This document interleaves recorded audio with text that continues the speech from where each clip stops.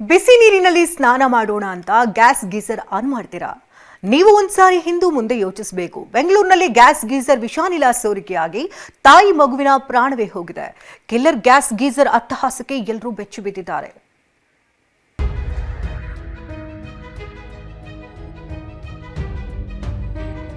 Gas geyser ಜನರ ಪ್ರಾಣ ಹಿಂಡಿದೆ. ಸ್ನಾನಕ್ಕೆ ಅಂತ ಹೋಗರು ಸ್ನಾನದ ಕೋಣೆಯಲ್ಲೇ ಉಸಿರು ಚೆಲ್ತಿದ್ದಾರೆ. ಗ್ಯಾಸ್ ಗೀಸರ್ ನಿಂದ ಬಿಡುಗಡೆ ಆಗೋ ಕಾರ್ಬನ್ ಮೊನಾಕ್ಸೈಡ್ ಅನ್ನೋ ವಿಷ ಅನಿಲ ಕ್ಷಣ ಮಾತ್ರದಲ್ಲಿ ಜೀವ ತೆಗೀತಿದೆ.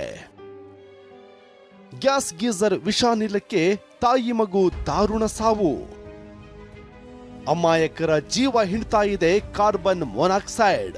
ಗ್ಯಾಸ್ ಗೀಸರ್ ಸೋರಿಕೆಯಾಗಿ ಈಗಾಗಲೇ ಹಲವು ಸಾವು ನೋವು ಸಂಭವಿಸಿದ್ದು, ಇದೀಗ ಬೆಂಗಳೂರಿನಲ್ಲಿ ತಾಯಿ ಮಗು ಬಲಿಯಾಗಿದ್ದಾರೆ.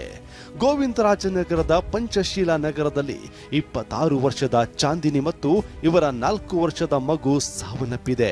ಚಾಂದಿನಿ ಪತಿ ಕಾರ್ಪೆಂಟರ್ ಆಗಿದ್ರು, 2 ಮಕ್ಕಳಿದ್ರು. ನಿನ್ನೆ ಮನೆಯಲ್ಲಿ ಯಾರು ಇಲ್ಲದ ವೇಳೆ ಗ್ಯಾಸ್ ಗೀಸರ್ ಆನ್ ಮಾಡಿ ಸ್ನಾನಕ್ಕೆ ಅಂತ ಮಗುವಿನ ಜೊತೆ ಹೋಗಿದ್ದಾರೆ. ಈ ವೇಳೆ ಕಾರ್ಬನ್ ಮೊನಾಕ್ಸೈಡ್ ವಿಷಾನಿಲ ಸೋರಿಕೆಯಾಗಿದೆ. ಕ್ಷಣ ಮಾತ್ರದಲ್ಲೇ ತಾಯಿ ಮಗು 2 ಪ್ರಜ್ಞೆ ತಪ್ಪಿ ಕೊನೆಯುಸಿರೆಳೆದಿದ್ದಾರೆ. ಇದು ಸ್ನಾನಕ್ಕೆ ಹೋಗಿದ್ದಾರೆ ಇಬ್ಬರು. ಗ್ಯಾಸ್ ಗೀಸರಿಂದ ಇದು ಎಫೆಕ್ಟ್ ಆಗಿರುತ್ತೆ.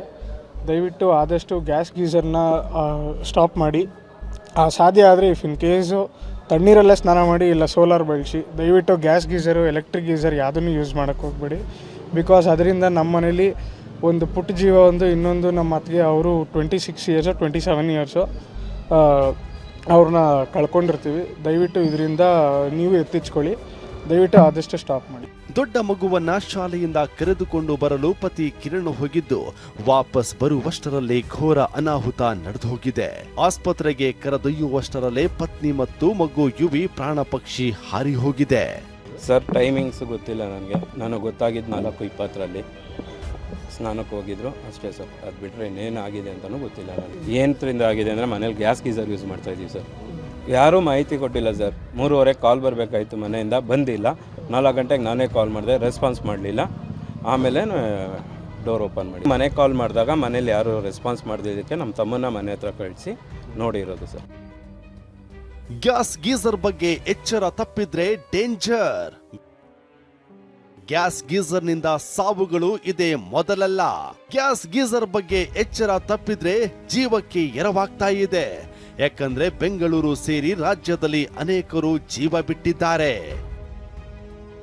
2025 ಅಕ್ಟೋಬರ್ 25ರಂದು ಮೈಸೂರು ಜಿಲ್ಲೆ ಪಿರಿಯಾಪಟ್ಟಣದಲ್ಲಿ ಗ್ಯಾಸ್ ಗೀಸರ್ನ ಕಾರ್ಬನ್ ಮೊನಾಕ್ಸೈಡ್ ವಿಷಾನಿಲ ಸೋರಿಕೆಯಿಂದ ಅಕ್ಕ ತಂಗಿಯರಾದ 23 ವರ್ಷದ ಗುಲ್ಫಾಮ್ ಮತ್ತು 20 ವರ್ಷದ ಸಿಮ್ರಾನ್ ತಾಜ್ ಮೃತಪಟ್ಟಿದ್ರು. 2024 ಜುಲೈ 22ರಂದು ರಾಮನಗರ ಜಿಲ್ಲೆ ಮಾಗಡಿ ಪಟ್ಟಣದ ಜ್ಯೋತಿನಗರದಲ್ಲಿ ತಾಯಿ ಶೋಭಾ ಮತ್ತು ಪುತ್ರ ದಿಲೀಪ್ ಸ್ನಾನಗೃಹದಲ್ಲಿ ಸಾವನ್ನಪ್ಪಿದ್ರು. 2023 ಡಿಸೆಂಬರ್ 20ರಂದು ಬೆಂಗಳೂರಿನ ಬಸವೇಶ್ವರ ನಗರದಲ್ಲಿ ರಾಜೇಶ್ವರಿ ಎಂಬ ಮಹಿಳೆ ಗ್ಯಾಸ್ ಗೀಸರ್ ಸೋರಿಕೆಯಿಂದ ಬಲಿಯಾಗಿದ್ರು. ಅದೇ ರೀತಿ ಡಿಸೆಂಬರ್ 23, 2023ರಲ್ಲಿ ಬೆಂಗಳೂರಿನ ಅಶ್ವಥ್ ನಗರದಲ್ಲಿ 23 ವರ್ಷದ ಗರ್ಭಿಣಿ ರಮ್ಯಾ ಸಾವನ್ನಪ್ಪಿದ್ರೆ ಇವರ 4 ವರ್ಷದ ಮಗು ತೀವ್ರ ಅಸ್ವಸ್ಥಗೊಂಡು ಚಿಕಿತ್ಸೆ ಕೊಡಿಸಲಾಗಿತ್ತು.